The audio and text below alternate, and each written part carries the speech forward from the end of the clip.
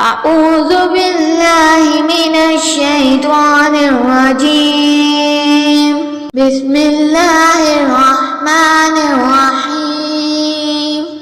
والفجر وليال العشر والشفع والوتر والليل إذا يسر هل في ذلك قسم لذي حجر ترى كيف فعل ربك بعاد إرم ذات العماد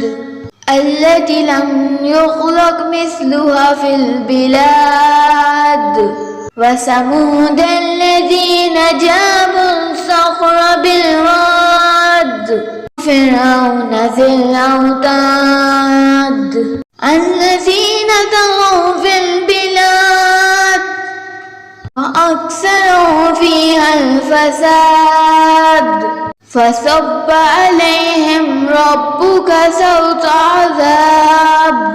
إن ربك لبالمرصاد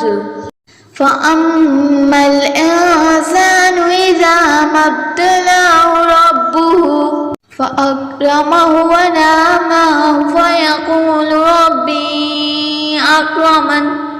وأما إذا ما ابتلاه فقدر عليه رزقه فيقول ربي أهانن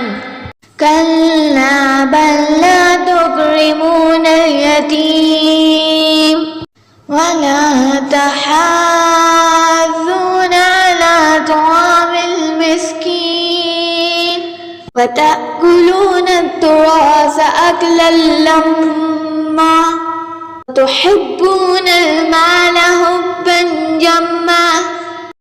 كلا إذا دكت الأرض دكا دكا وجاء ربك والملك صفا صفا وجيء يومئذ بجهنم يومئذ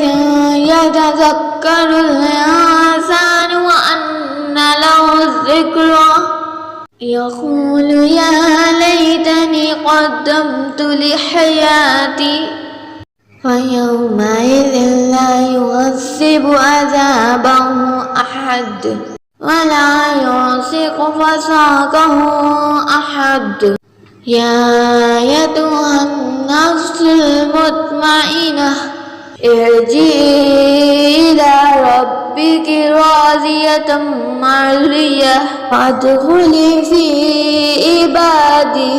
وادخلي جنتي صدق الله العظيم.